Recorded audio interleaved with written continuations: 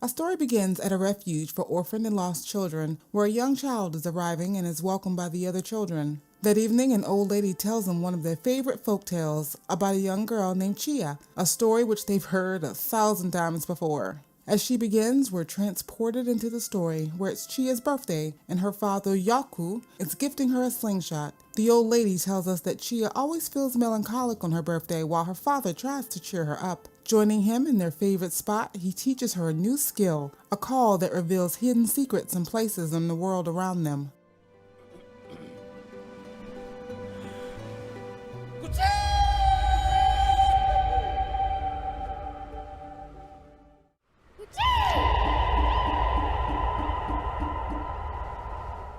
Additionally, he gives her a handmade glider, and that evening the two of them eat dinner and enjoy making music together, a song that seems written especially for her.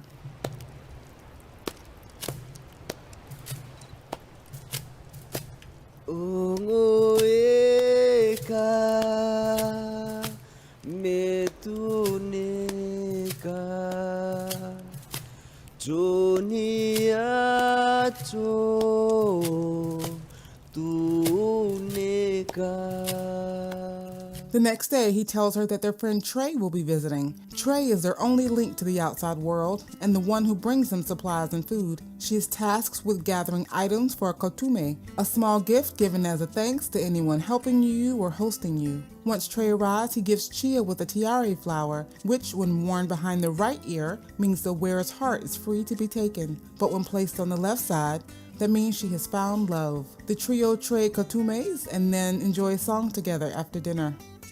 Their joy is short-lived, however, as the next day a helicopter arrives and Puede, who has been looking for Yaku for the past 12 years, has followed Trey to their secret island. Despite being told to hide, Chia takes action and something is activated within her as her heterochromia gets a bit magical as her green left eye glows. She warps into the sword and slices him across the face, to both of their surprise.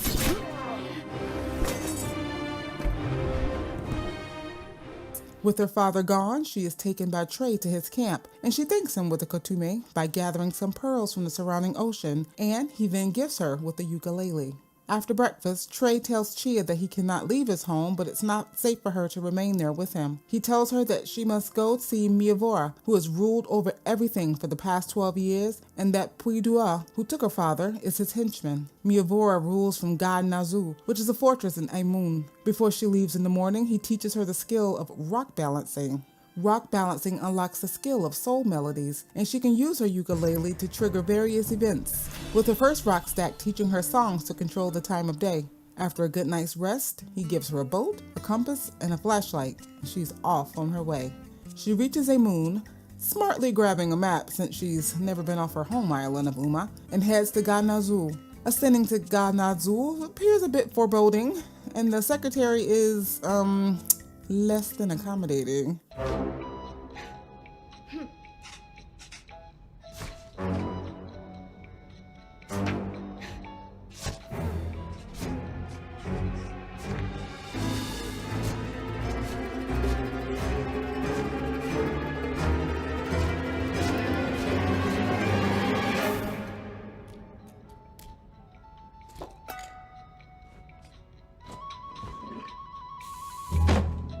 After all, a ruler like Miavora will demand a kotume in order to be seen. Well, unless you're really lucky. After getting some rest by a campfire, she awakens to notice that she's felt strange since the day her father was taken. She then discovers a new power, the power to soul jump into animals or objects, as well as be able to use the power to soul throw.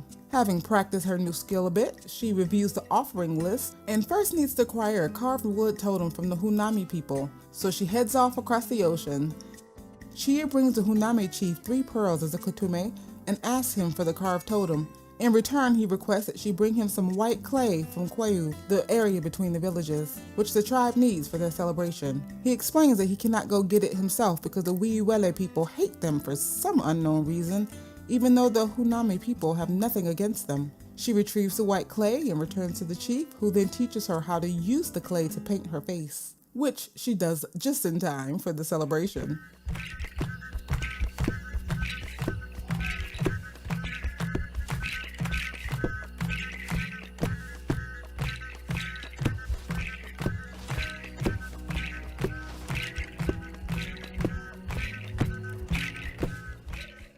The next day, he shows her how to carve her own totem and shows her how the totems have the power to unlock shrines when they are carved to match the exact totem on the shrine's stone door. Inside the shrine, soul fruits are found, which increase the length of time that she can soul jump. Now Chia must get a dead chicken from the Wile Wile people. Not because their chickens are dead, just because they have a lot of chickens. Along the way, she runs across one of the many Mano camps around the island. Mano are Miavora's brainless soldiers that are made of fabric, which means they are no match for fire. When she reaches Wile Wile, she is greeted by their leader Gabby in her own little special way. Without waiting to hear what Chia has to say, Gabby tells her to go get some crab from Quail, and she explains that she cannot go because the Hunami people hate them for some reason, even though the Wile people have nothing against them. You know, I bet as Chia gathered that crab, she thought, had these two groups actually talked to one another instead of keeping their distance, they would have realized it was all just a big old misunderstanding. Happy for the crab, Gabby sends Chia to help her daughter Louise prepare a dish for the gathering that evening. Chia tells Louise about her mission, and Louise tells her that her mother doesn't trust Miavora. Louise also agrees to help her get a dead chicken after the dinner with a show.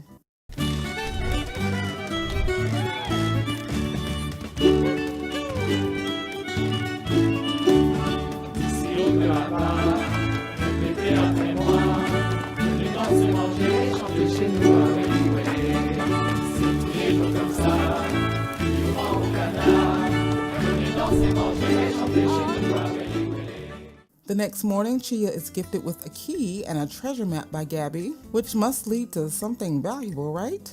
Chia locates Louise and they bond over a song about a small green parakeet who is, at first, quiet and alone, but experienced something for the very first time. The parakeet at first thinks she's losing her mind, but realizes that she's seen another green parakeet just like her. The song parallels Chia's story in finding others out in the world, because for all of her life, the only people she has ever known are her father and Trey.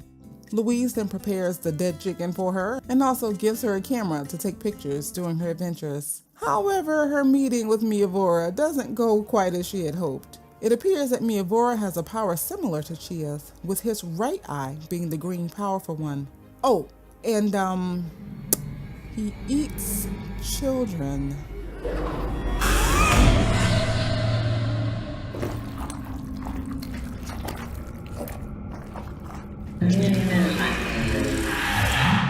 Puidua recognizes her and tries to grab her, but she is suddenly saved by a mysterious masked figure, who then pushes her off a cliff? Oh, good. Something grabbed her. She's fine. She's brought to a mysterious island where she meets the Mwakin, old spirits that usually don't interact with humans. And I use the word meet very loosely because she's captured and imprisoned. Now, the Mwakin can be kind to those they respect, or they can play tricks on those who are careless. They are noticeably confused by the items in her bag, and when they stumble upon her ukulele, well, she shows them what a good time it can be.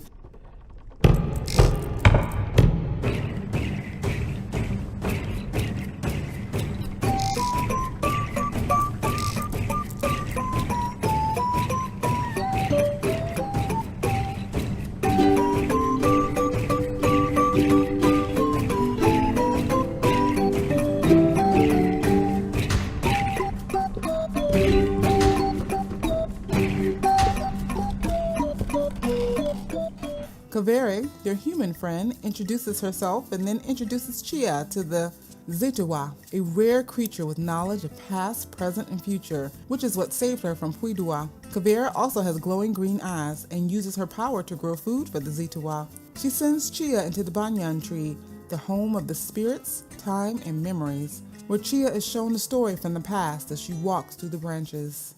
The story tells of a king and queen who long ago ruled peacefully and fair. The queen gave birth to twins who shared a special gift, each having a glowing eye. The shaman Puidua, who the people feared, knew the infants were special, and he ordained that they be offered to Miavora, the god of the deaths. Fearing Miavora's wrath, their people turned on them and forced the king and queen to his lair, the big hole of Hua, where they were to throw the newborns in as a sacrifice to Miavora.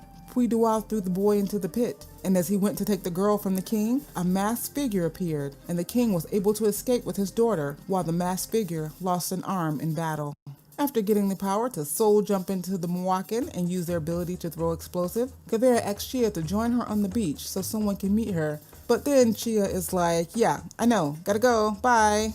And then rushes off without listening to what else she has to say. You know, because she is like 12 or 13 and impatient and worried about her new friend Louise and her new village friends and all of that drama with Miavora, who was clearly angry with her. She finds Louise safe and sound, and she sings the song about the parakeet again. And Louise is not subtle about letting Chia know that she wants to be lovebirds.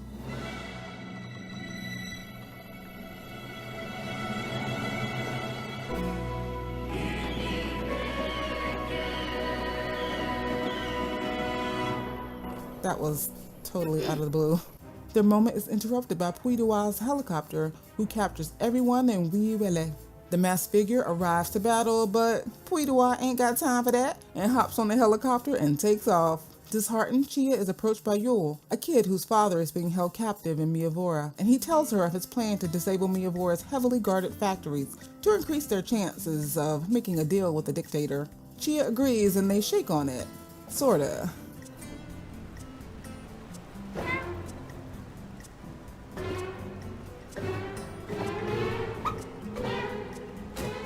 She then heads to the fabric factory, the main epicenter of Miavora's forces.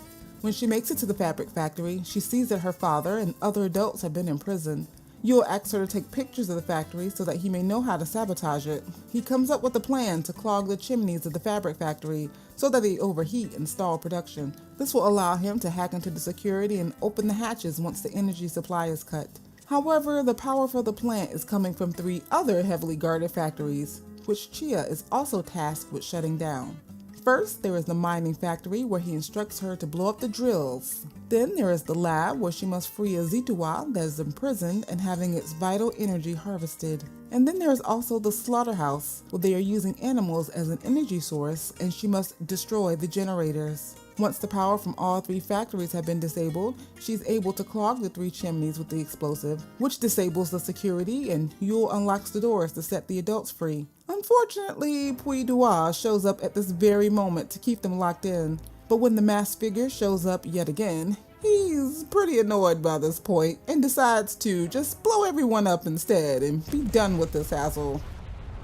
The Hunami chief and Gabi, Louise's mother, die instantly, with Yoku seeing that the masked figure is Heya, his wife, Chia's mother, and he holds her hand one last time before he dies. Mother and daughter bond over their shared grief, and they share a song, the song Chia's father used to sing to her, a song both of her parents sang to her when she was an infant.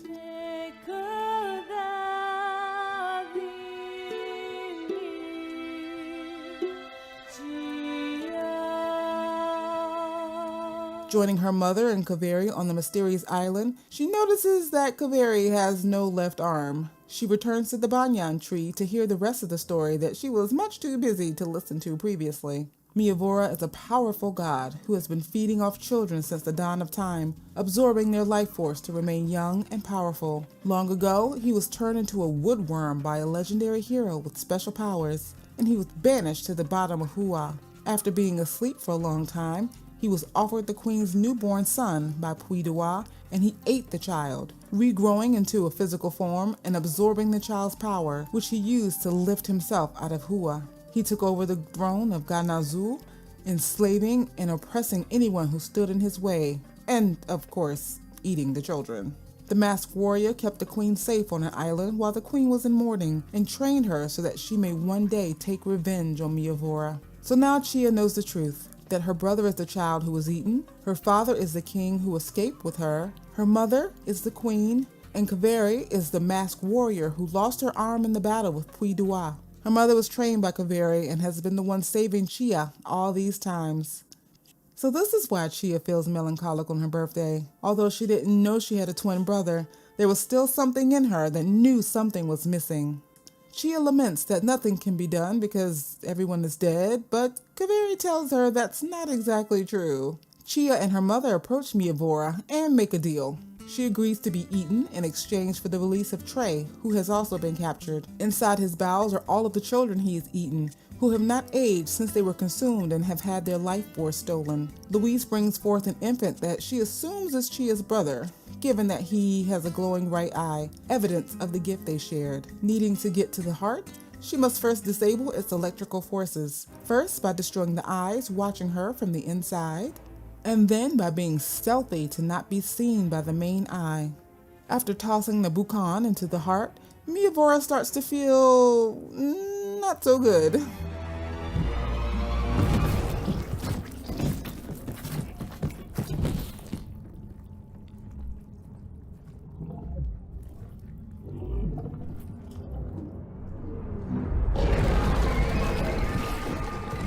He is reduced to a woodworm yet again. Everything under his power is destroyed, including his tower floating in the sky. Not the best place to be when the walls are literally tumbling down, but they are saved by Chia's brother, and Miyavora is crushed, literally.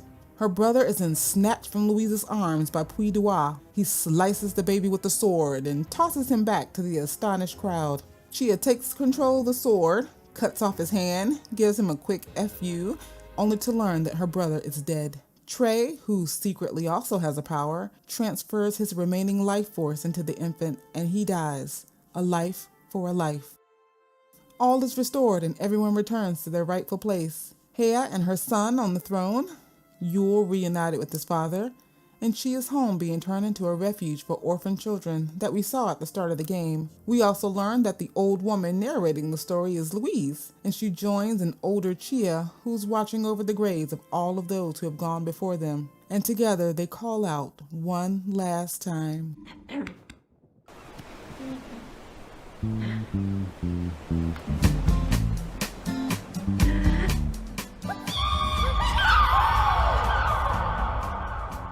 What a poetic ending. If you enjoy exploring the ins and outs of games about memories and their powers, I have another video for you right here.